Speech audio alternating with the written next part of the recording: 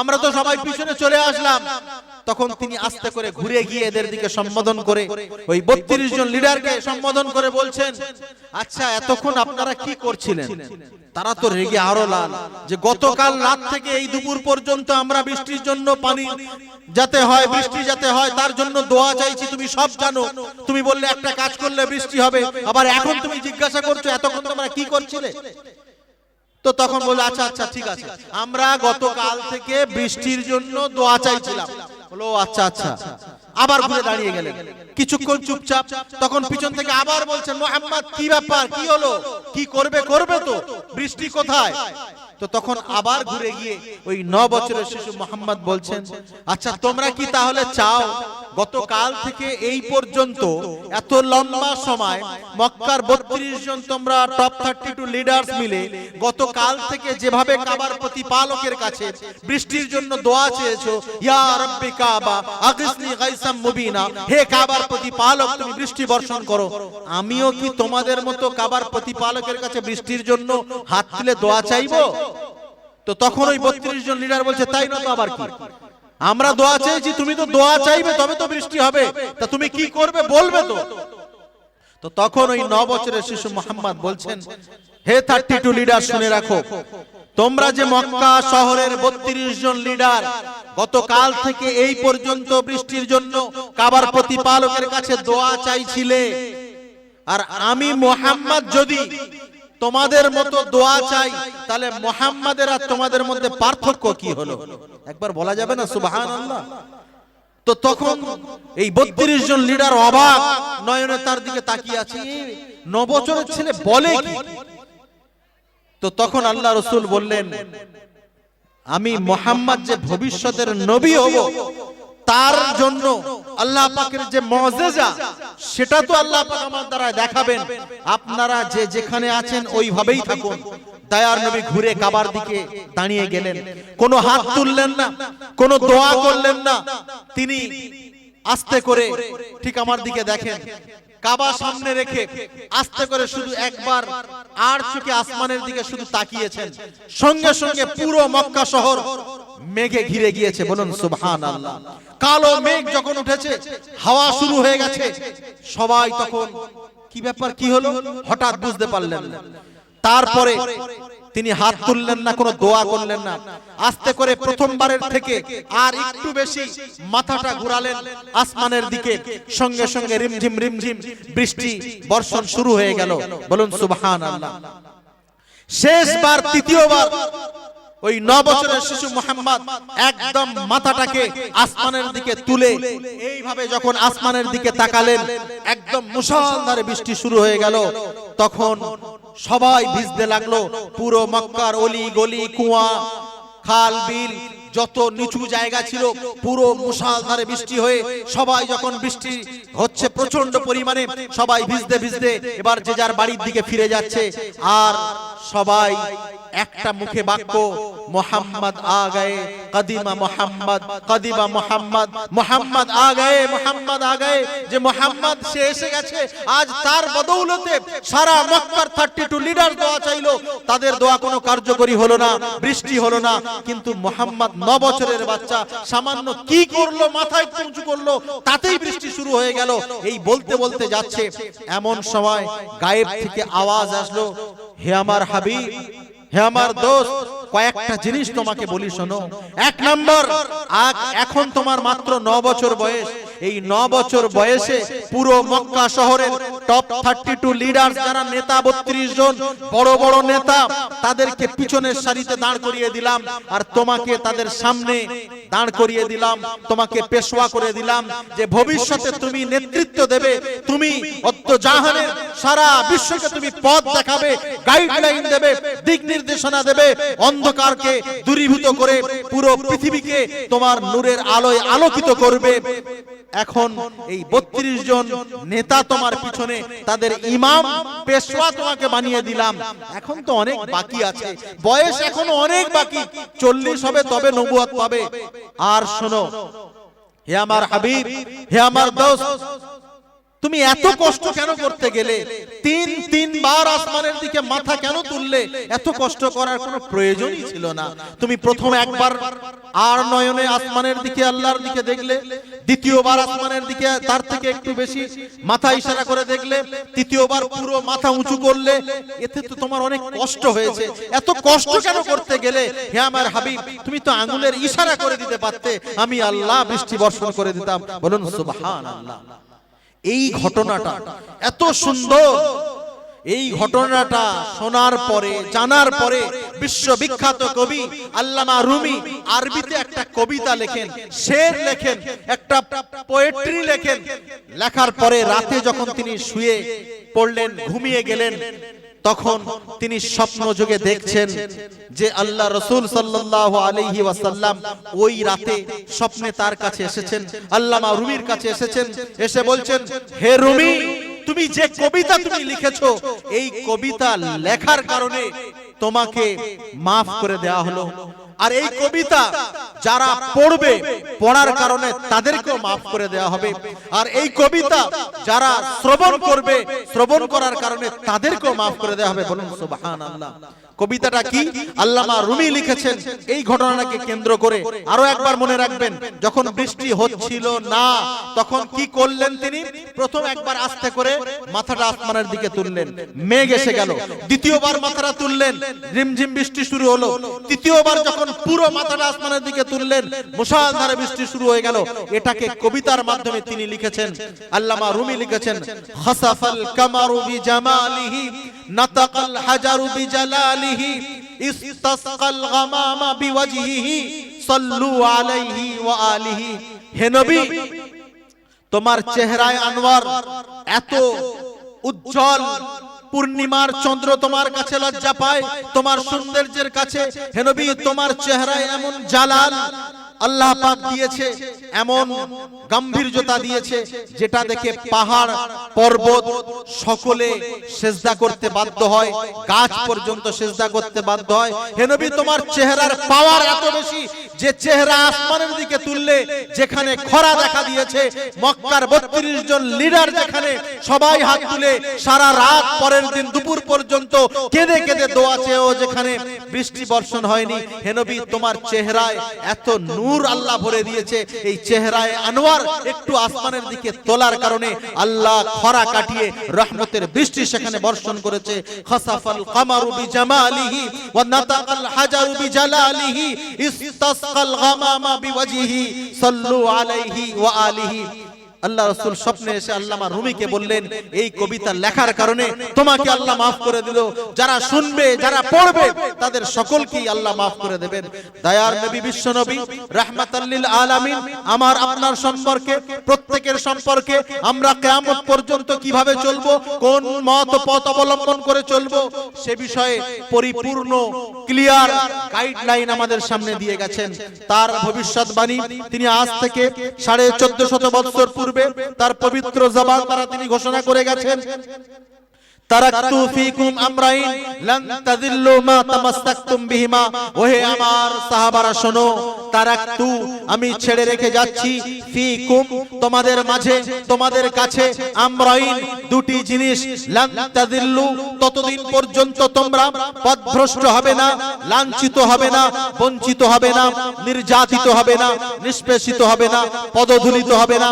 তোমাদের উপরে কেউ অত্যাচারের স্টিম রোলার চালাতে সক্ষম হবে না, কেউ তোমাদের এনআরসির ভয় দেখাতে সক্ষম হবে না, কেউ তোমাদেরকে সিএএ এর ভয় দেখাতে সক্ষম হবে না, কেউ এসআইআর এর ভয়ে ভীত সন্ত্রস্ত করে তোমাদের দেওয়ালে পিঠ ঠেকিয়ে দিতে সক্ষম হবে না।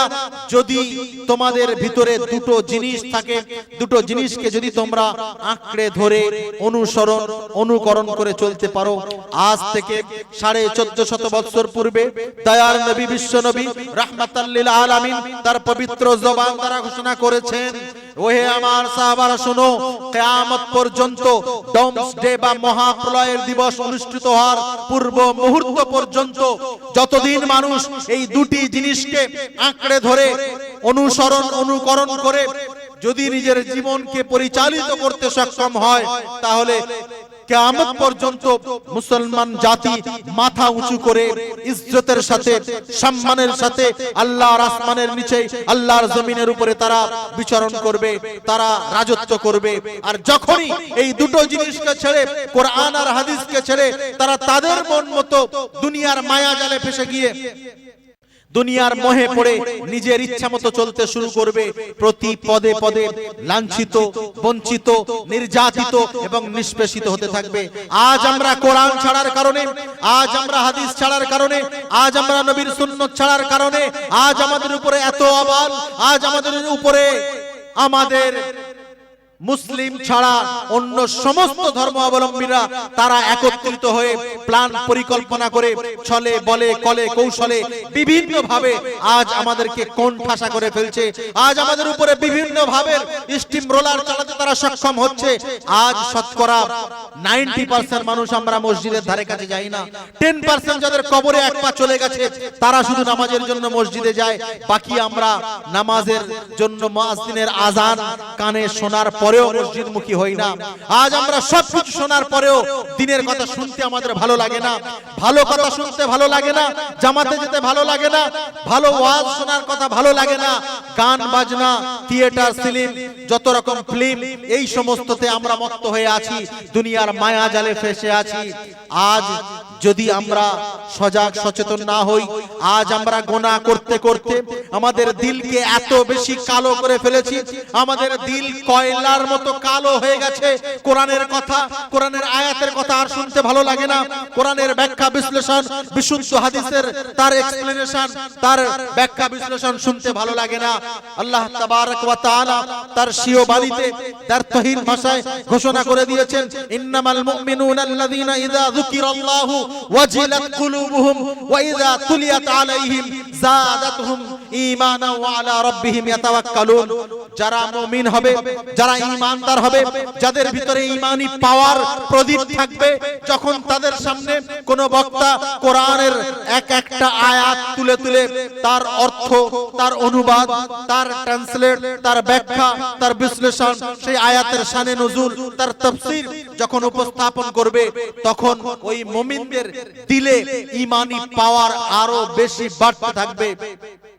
আর আমরা গোনা করে করে আমাদের দিলকে মুর্দা করে ফেলার কারণে আজ কোরআনের কথা আমাদের শুনতে ভালো লাগে না, কোরআনের আয়াতের ব্যাখ্যা শুনতে ভালো লাগে না, হাদিসের কথা শুনতে ভালো লাগে না। ভালো কথা বললে ও শোনা আছে, ও শুনে কি হবে, ও নামাজ পরে পড়া যাবে, দেখে নেব শেষ বয়সে গিয়ে হজ উমরা করে এসে হাজী সাহেব সেজে নামাজ কালাম পড়বো, ঘুরবো, তখন দেখা যাবে। এখন ইয়ং জেনারেশন একটু আনন্দ ফুর্তি করে এইভাবে জীবনটাকে কাটিয়ে দিই। মনে রাখবেন, যদি আমরা আমাদের জীবনটাকে এইভাবে যদি আমরা কাটিয়ে দিই, তাহলে আমাদের জন্য খুবই নিকটে, খুবই ভয়াবহ দিন আসছে। আমাদের দেওয়ালে শুধু পিঠ থেকে যায়নি, দেওয়ালের ভিতরে আমরা ঢুকে গেছি। একটু খেয়াল করে দেখেন, এই এসআইআর এর নামে আমাদের এনআরসিও কমপ্লিট হয়ে যাচ্ছে। কোথায় কে থাকবেন, কি করবেন, কাদেরকে ডিভোটার করা হবে, কাদেরকে ডিটেনশন ক্যাম্পে দেওয়া হবে, সেটা সরকার যা চাইবেন তাই করবেন। আমরা কানা হয়ে যাব, আমাদের হাত কেটে নেওয়া হয়ে গেছে অলরেডি, আমাদের চোখ তুলে নিয়েছে সরকার অলরেডি।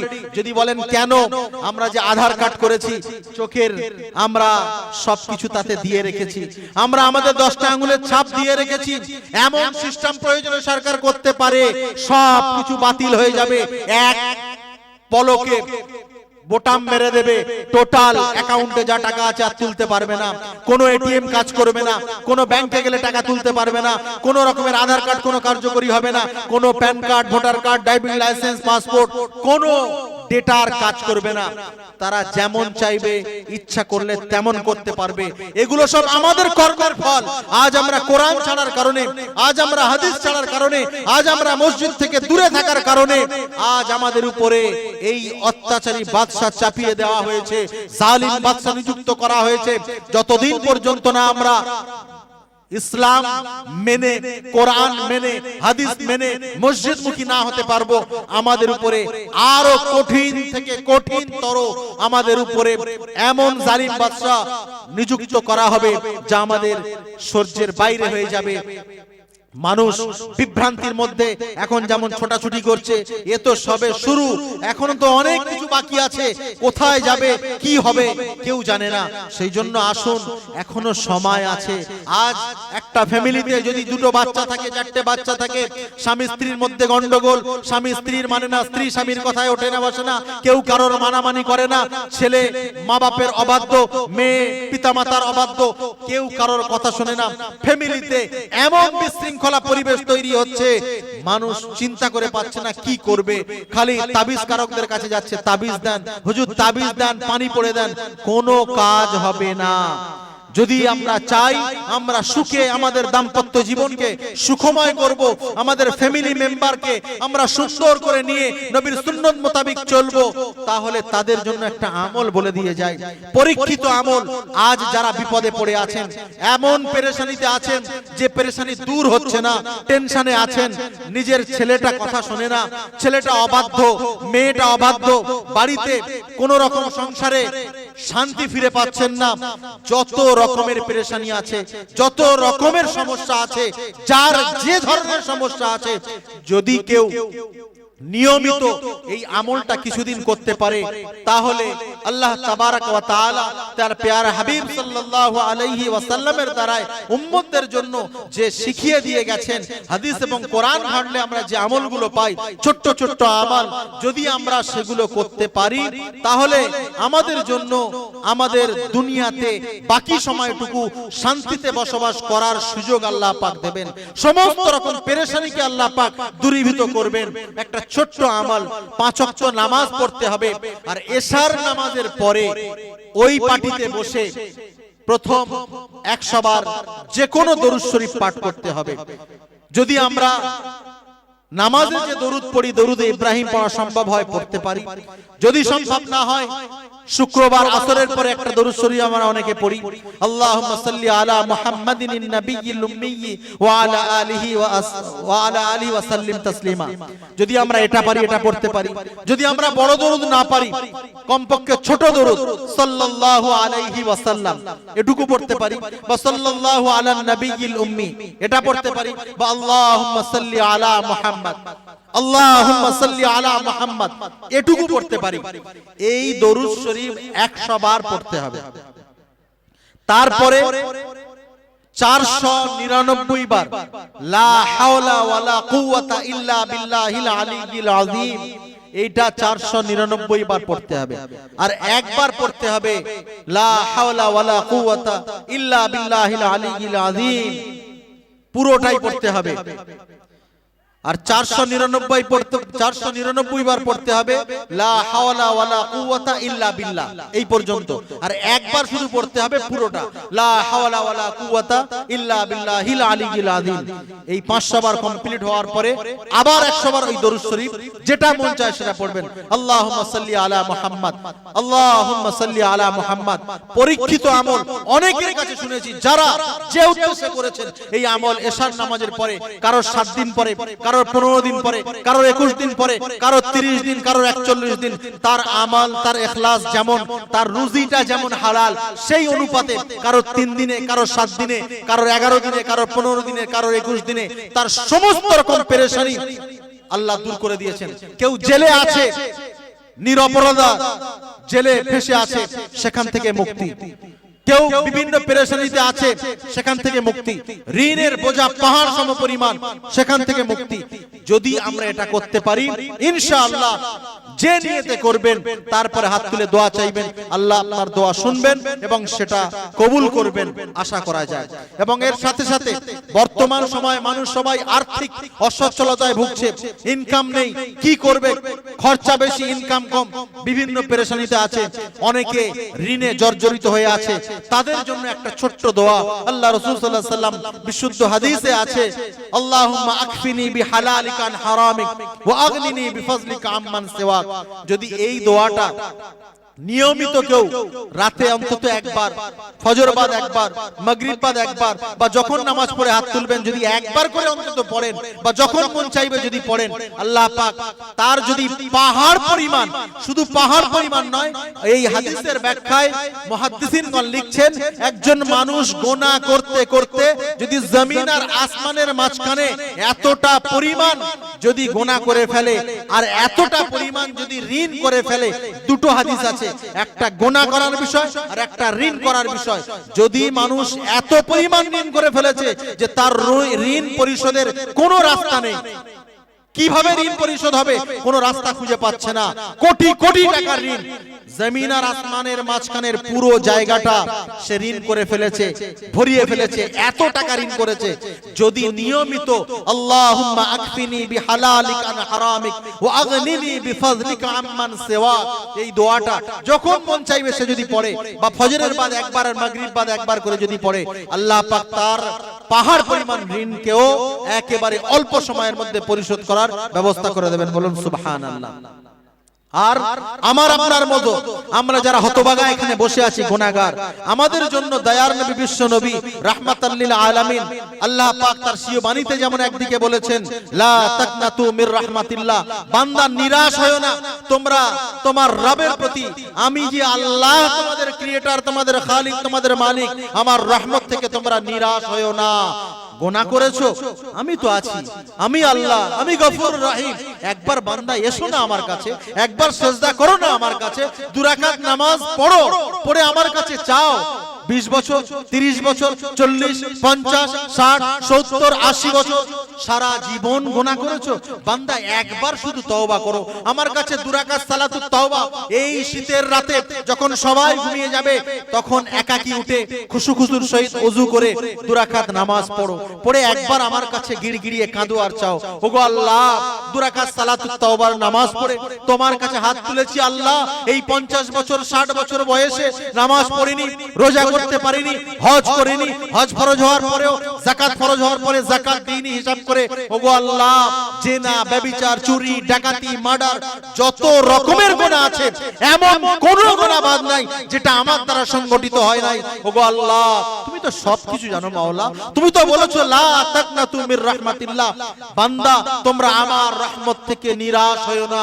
ওগো আল্লাহ এই গভীর রাতে কেউ নাই, তোমার রাসূল তো বলেছেন যখন অর্ধরাত্রি হয় আল্লাহ প্রথম আসমানে চলে আসেন আর এলান করতে থাকেন, কে আছো এমন হতভাগা গুনাহগার আমার কাছে চাও, আমি তাদের গুনাহ maaf করে দেব।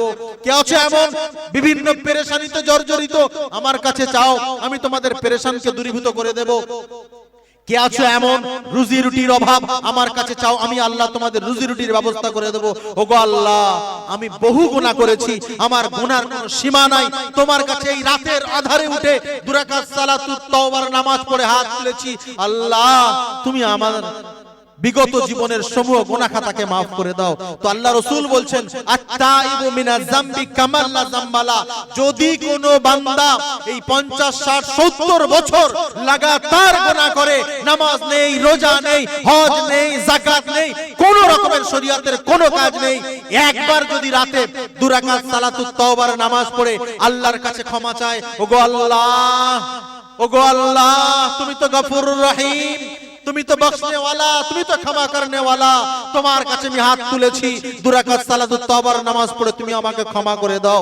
তো আল্লাহ রাসূল বলছেন ওই বান্দাকে আল্লাহ শুধু ক্ষমা করবেন না, কেমন ক্ষমা করবেন, আত-তাইবু মিনাজ যামবি কামাল লা যামবালা, প্রকৃত অর্থে খালিস নিয়তে তওবাকারীর তওবাকে কবুল করে আল্লাহ পাক তার গুনাহকে এমন ভাবে maaf করে দেন যেন সে জীবনে কোনো গুনাহই করেনি। একবার বলুন সুবহানাল্লাহ। শুধু তাই নয়, সদ্যজাত ভূমিষ্ঠ হওয়া বাচ্চা যেমন নিষ্পাপ দুনিয়াতে আসে, তার কোনো গুনাহ থাকে না, আল্লাহ ওই বান্দাকে ওইরকম নিষ্পাপ করে মাসুম বানিয়ে দেন। বলুন সুবহানাল্লাহ। একদা হযরত মুসা আলাইহিস সালাতু ওয়াস সালামের এইরকম একটা মজলিস চলছে যেখানে বৃষ্টির জন্য তিনি দোয়া চাইছেন, পুরো ময়দান ভরা লোক। হঠাৎ গায়েব থেকে আওয়াজ আসলো, হে যুগের শ্রেষ্ঠ নবী মুসা কালিমুল্লাহ, তুমি দোয়া চাইলেও দোয়া কবুল হবে না, এখানে বৃষ্টি বর্ষণ হবে না। মুসা আলাইহিস সালাম আল্লাহর সঙ্গে কথা বললেন, ওগো আল্লাহ কেন হবে না? আমি তোমার নবী হয়ে হাত তুলছি সবাইকে নিয়ে, পুরো উম্মতকে নিয়ে, কেন বৃষ্টি বর্ষণ হবে না? তো তখন আল্লাহর পক্ষ থেকে আওয়াজ আসলো, হে মুসা শোনো, তোমার এই মজমার মধ্যে এমন একজন গুনাহগার বান্দা আছে যে 40 বছর লাগাতার আমার নাফরমানি করে আসছে। 40 বছর জীবনে একবার কোনোদিন সেজদা করেনি, এক রাকাত নামাজ পড়েনি, কোনোদিন 1 টাকা দান করেনি, কোনোদিন কোন রকমের কোন ভালো মানুষের কোনো উপকার করেনি, কোনো একটা ভালো কাজ করেনি, একটা কোনো নেকির কাজ করেনি, সবটাই আমার উল্টোটা করেছে, সবটাই আমার নাফরমানি করেছে। 40 বছর একটানা সে আমার নাফরমানি করে আসছে। একজন ব্যক্তি তোমার এই মজমায় এমন আছে, সে যতক্ষণ না এই মজমা থেকে উঠে দাঁড়াবে, এখান থেকে না বার হয়ে যাবে, আমি আল্লাহ বৃষ্টি বর্ষণ করব না। মুসা আলাইহিস সালাতু ওয়াস সালাম পুরো মজমায় এলান করে দিল, কে আছো এমন ব্যক্তি যে 40 বছর কন্টিনিউয়াসলি ধারাবাহিকভাবে আল্লাহর নাফরমানি করে চলেছো, ওই ব্যক্তি এই মজমা থেকে উঠে দাঁড়াও এবং এর বাইরে চলে যাও। এমন অবস্থায় ওই ব্যক্তি ডান দিকে একবার দেখছে, বাম দিকে একবার দেখছে, সামনে একবার দেখছে, পিছনে একবার দেখছে যে আমি ছাড়া এই রকম গুনাহগার আর কেউ আছে কিনা। দেখলেন কেউ নাই, তখন নিজে নিজে মাথা নিচু করে নিলেন আর ভাবলেন, আমি হলাম এমন একজন নাফরমান আল্লাহর বান্দা যে ব্যক্তি 40টা বছর কোনো একটা নেকির কাজ, কোনো একটা পুণ্যের কাজ, সওয়াবের কাজ আমি করি নাই, যেটা নিয়ে আল্লাহর কাছে হাত তুলে দোয়া চাইবো। তাহলে আমি যদি এখন উঠে যাই, দাঁড়াই, তাহলে পুরো সমাজ আমাকে চিহ্নিত করে নেবে যে আমি হলাম সেই বান্দা যে 40 বছর আল্লাহর নাফরমানি করছি। তাহলে উঠবো না উঠবো না, এই ভাবতে ভাবতে তার মনে আসলো, সে নিজের সম্মান বাঁচানোর জন্য শুধু এতটুকু একবার বলেছেন, ওগো আল্লাহ তুমি তো কাদির, তুমি তো সর্বশক্তিমান, তুমি তো গফুর রহিম, আল্লাহ তুমি তো বলেছো লা তাকনাতু মির রাহমাতিল্লাহ, বান্দা আমার রহমত থেকে তোমরা নিরাশ হয়ো না। তো গো আল্লাহ, যদি এই মজমায় আমি উঠে দাঁড়াই, জনসম্মুখে সবাই আমাকে দেখে নেবে আমি যে 40 বছর তোমার নাফরমানি করে আছি, তুমি তো সেই আল্লাহ যে আল্লাহ তার 40 বছর নাফরমানি করার পরেও জনসম্মুখে তুমি প্রকাশ করে দাওনি, তুমি আমাকে গোপন যখন রেখেছো, তুমি আল্লাহ আমাকে ক্ষমা করে দাও।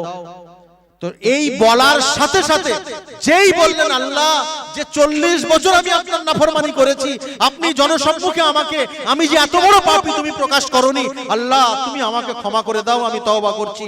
40 বছরের নাফরমানির গুনাহ 40 সেকেন্ড সময় লাগলো না, এইটুকু বলার সাথে সাথে মেঘ এসে গেল এবং বৃষ্টি শুরু হয়ে গেল। সঙ্গে সঙ্গে মুসা আলাইহিস সালাতু ওয়াস সালাম আল্লাহর কাছে জিজ্ঞাসা করলেন, ওগো আল্লাহ আপনিই তো বললেন এই মজমায় এমন একজন ব্যক্তি আছে যে 40 বছর আমার নাফরমানি করেছে, সে যতক্ষণ না এই মজলিসে উঠে দাঁড়াবে আর মজলিস থেকে বাহির না হয়ে যাবে ততক্ষণ আমি বৃষ্টি বর্ষণ করব না। আর আপনি বৃষ্টি দিয়ে দিলেন। মুসা আলাইহিস সালাম যখন জানতে চাইলেন, আল্লাহ পাক তখন বললেন, হে মুসা, যার জন্য আমি বৃষ্টি রুখে রেখেছিলাম সে যখন আমাকে চিনতে পেরেছে, সে যখন আমাকে ডেকেছে, ওগো আল্লাহ 40 বছর তুমি আমার নাফরমানি করাকে তুমি ঢেকে রেখেছো, আর তোমার রহমতের আশায় আজকে তোমার কাছে চাইলে আমাকে আজ বেইজ্জতি করবে না, আল্লাহ তুমি আমাকে ক্ষমা করে দাও। সে আমার শরণাপন্ন হয়েছে, আমার কাছে সে ক্ষমা চেয়েছে, তার 40 বছরের নাফরমানি করার গুনাহকে আমি 40 সেকেন্ডে তাকে মাফ করে দিয়েছি, আর তারই বদৌলতে আজ আমি বৃষ্টি বর্ষণ করেছি। বলুন সুবহানাল্লাহ। যে আল্লাহ তিনি গফুর রহিম, সেই জন্য আজকের যারা আমরা মাজমায় এসেছি, আমরা আজকের এখান থেকে কিছু নিয়ে যাব যে আমাদের এতদিন যা আয়ু আমরা পেয়েছি, অনেক গুনাহ করেছি, আমরা চলাফেরা, কথাবার্তা, ওঠা বসা, লেনদেন, বহু ভুল আমাদের দ্বারায় হয়ে গেছে। আমরা কেউ হীনমান্যতায় ভুগবো না, আল্লাহর রহমতের বুক ভরা আশা নিয়ে আমরা আজ রাতে দৃঢ় সংকল্প করে এখান থেকে আমরা বিদায় নেব। মাজমা শেষ করে এখান থেকে আমরা উঠব যে আমরা অন্ততপক্ষে আজকের এই রাতে, গভীর রাত যখন হবে, এই প্রচন্ড শীতে আমরা 2 রাকাত সালাতুত তাওবার নামাজ অত্যন্ত খুশুখুজুর সহিত ওযু করে নামাজ পড়ে নিয়ত করে আল্লাহর কাছে চাইবো, ওগো আল্লাহ তুমি তো গফুর রহিম। মুফতি আতিকুর রহমান সাহেব এসেছিলেন, বয়ান করতে করতে তো বলে গেছেন, ঘটনাও শুনিয়ে গেছেন, ওগো আল্লাহ তোমার কাছে ক্ষমা চাইছি, আমার বিগত জীবনের সমূহ গুনাহ খাতাকে তুমি maaf করে দাও। আল্লাহর জাতের উপর ভরসা করে চাইবেন, ইনশাআল্লাহ আজ থেকে পূর্ব মুহূর্ত পর্যন্ত, ওই দোয়া চাওয়ার পূর্ব মুহূর্ত পর্যন্ত সারা জীবনে যত রকমের সাগীরা কবিরা যা গুনাহ করেছেন আল্লাহর কাছে শুধু চাইতে দেরি, আল্লাহ ক্ষমা করতে এক মুহূর্ত দেরি করবে না। তার 40 বছরের নাফরমানির গুনাহকে যদি 40 সেকেন্ডে আল্লাহ ক্ষমা করে দিতে পারে, আমরা যে যা গুনাহ করেছি, আমরা যারা সুদের সঙ্গে সম্পৃক্ত আছি, যারা মিথ্যা পরনিন্দা পরচর্চা গিল্লা গীবতের সঙ্গে আমরা ওতপ্রোতভাবে আমরা আমাদের সমাজ জড়িত আছে, আমরা সকলে ইনশাআল্লাহ দৃঢ় প্রতিজ্ঞাবদ্ধ হব যে আমরা আজ বা কাল বা মাঝে মাঝে এইভাবে তওবার নামাজ পড়ে আল্লাহর কাছে চেয়ে নেব। আল্লাহ আমাদের যখন পাপকে মোচন করে দেবেন, তাহলে আমাদের দোয়া যখনই হাত তুলবো, যা চাইবো, আল্লাহ আমাদের সকলের মনস্কামনাকেও পুরা করবেন। সেই জন্য আসুন আমরা আজ থেকে বক্তাদের আলোচনা শোনার পরে আগামীতে যতটুকু আল্লাহ পাক আমাদেরকে আয়ু দেবেন, আমরা কোরআন আর হাদিসের কষ্টি পাথরে আমরা আমাদের জীবনকে সুন্দর করে সাজিয়ে রাসূলের সুন্নাত মোতাবেক নিজের জীবনকে গড়ার চেষ্টা করব। কোরআনকে সামনে রাখব, তারপরে হাদিসকে সামনে রাখব। কোরআন আর হাদিসের সমপর্যায়ের মাসাইল পঞ্জিকে সামনে রেখে আমরা আমাদের নিজের জীবনকে গড়ব, আর আমরা সুদ মুক্ত জীবন গড়ব। আমরা আমাদের সমাজে শরিয়াত পরিপন্থী যত রকমের কার্যকলাপ পরিচালিত আছে, সেই সমস্ত রকমের কার্যকলাপ থেকে আমরা বিরত থাকার চেষ্টা করব। সদা সর্বদা হাক্কানি আলেম ওলামাদের তাদের সান্নিধ্যে থেকে তাদের দিক নির্দেশনা, তাদের গাইডলাইন গুলো আমরা মেনে কোরআন আর হাদিসের উদ্ধৃতি, এই তাদের মুখনিসৃত বাণী, বয়ান, বক্তব্য, আলোচনা যেগুলো আমরা শুনবো, জানবো, পড়বো, শিখবো, সেই অনুপাতে নবীর সুন্নাত মোতাবেক যাতে আমরা আমাদের জীবনকে গড়তে সক্ষম হই, আল্লাহ পাকের কাছে দোয়া করি। আল্লাহ পাক আমাদের প্রত্যেকের সেই তৌফিক দান করুন। এই বলে আমি আমার সংক্ষিপ্ত বক্তব্য ইতি টানছি। ওয়া আখিরু দাওয়ানা আনিল হামদুলিল্লাহি রাব্বিল আলামিন। আপনি যদি একটা ভালো মনের মানুষ হন, তাহলে ভিডিওতে একটি লাইক এন্ড চ্যানেলটিকে সাবস্ক্রাইব করুন। আর হ্যাঁ বন্ধুরা, আমি এটা বলি যে সাবস্ক্রাইব করতে কোনো টাকা লাগে না, তাই কিপটামো না করে একটা লাইক এবং একটা সাবস্ক্রাইব করে দাও।